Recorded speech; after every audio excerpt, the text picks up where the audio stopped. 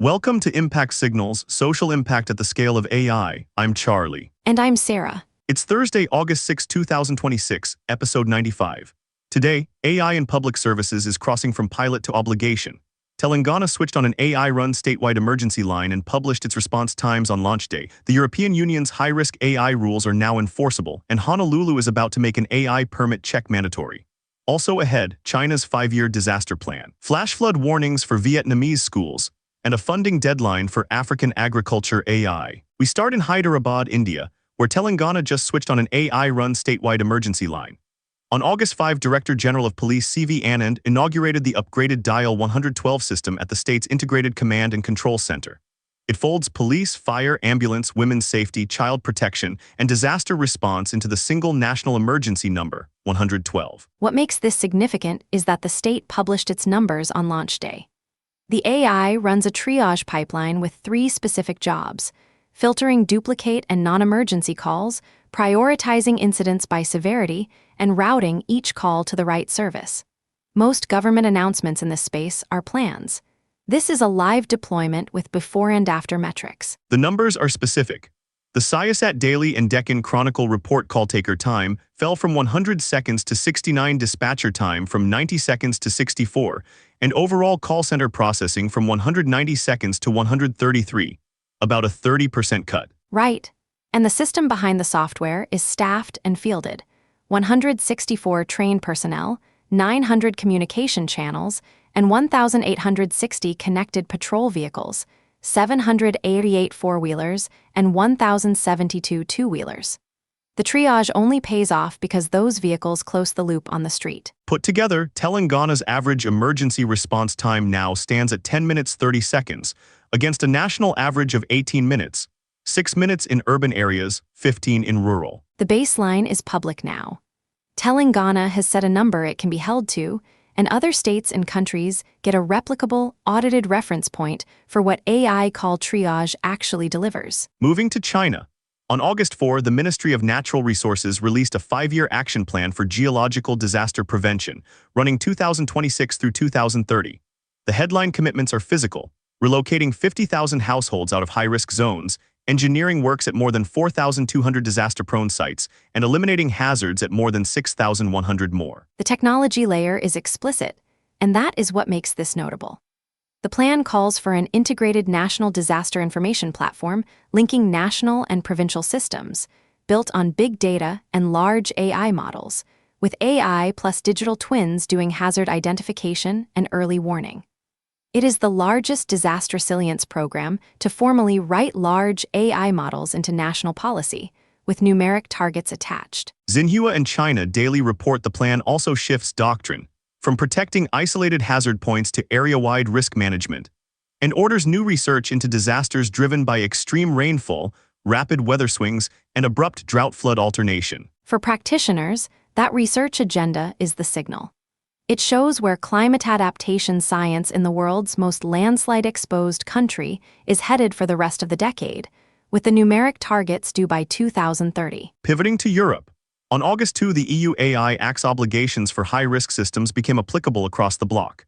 Any high-risk system placed on the market after that date, AI used in education, employment, essential public services, and benefits eligibility, must now pass a conformity assessment, be registered in the EU's high-risk AI database, and allow effective human oversight. What disability and AI ethics experts spent this week flagging is the accessibility dimension. Providers of high-risk systems must comply with the European Accessibility Act and the law's prohibitions on AI that exploits the vulnerabilities of disabled people are now enforceable. That is a governance shift with teeth. The enforcement tools are concrete. Regulators can order product withdrawal, ban non-compliant systems from national markets, require accessibility audits, and publicly name organizations that fall short in a market of 450 million people. So accessibility has moved from a design nicety to a market access condition.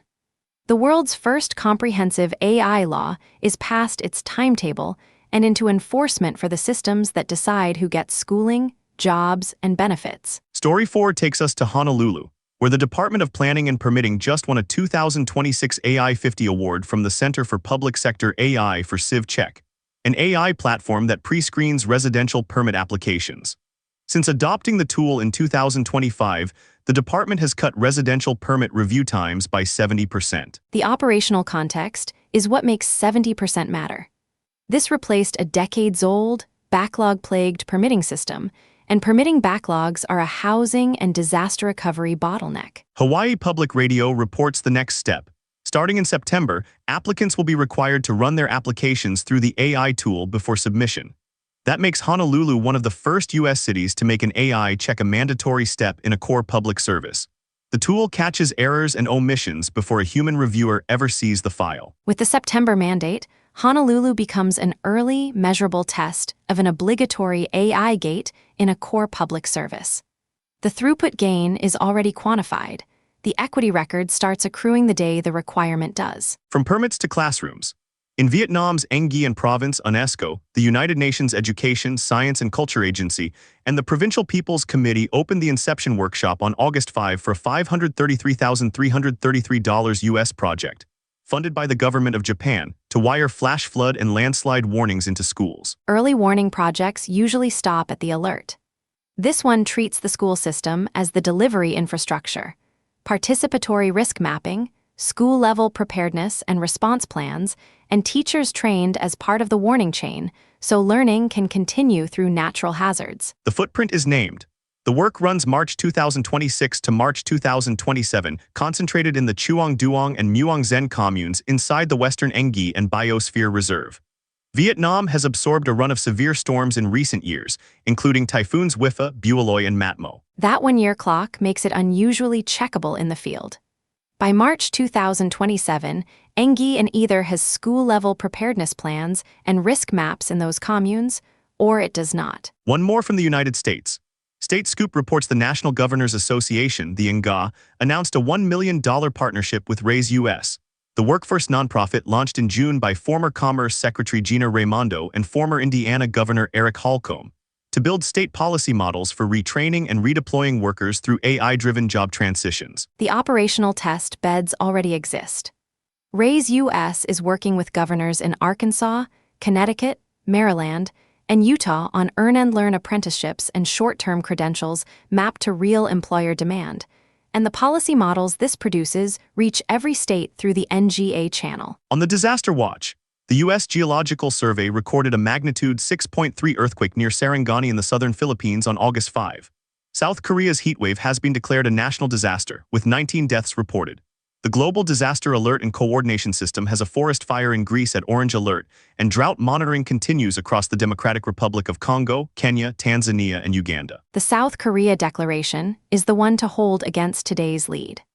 A national heat emergency produces exactly the load Telangana system is built for, a surge of duplicate and overlapping calls that has to be filtered, ranked by severity, and routed while every service is saturated at once. On the calendar, the India AI Impact Summit 2026 is underway this week in New Delhi. Funding Watch, the Innovate Africa Challenge, run by Smart Africa with the UN Food and Agriculture Organization, is open to African AI agriculture ventures. The deadline is the real filter here, August 31, under 4 weeks out.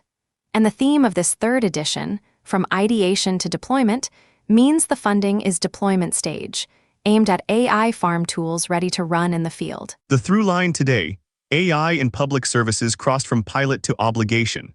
An emergency line published its response times on launch day, a permit check becomes mandatory in September, and Europe's high-risk AI rules are now enforceable. And every one of today's stories attached a number someone else can check. 10 minutes 30 seconds in Telangana, 70% in Honolulu, 50,000 households in China, March 2027 in Nguyen. For practitioners, those public baselines are the accountability layer. Each system can now be measured against its own claim. That's Impact Signals for Thursday, August 6, 2026. If this briefing is useful, subscribe wherever you get your podcasts. Check us out at impactsignals.ai and share it with someone working in the field. Stay ready.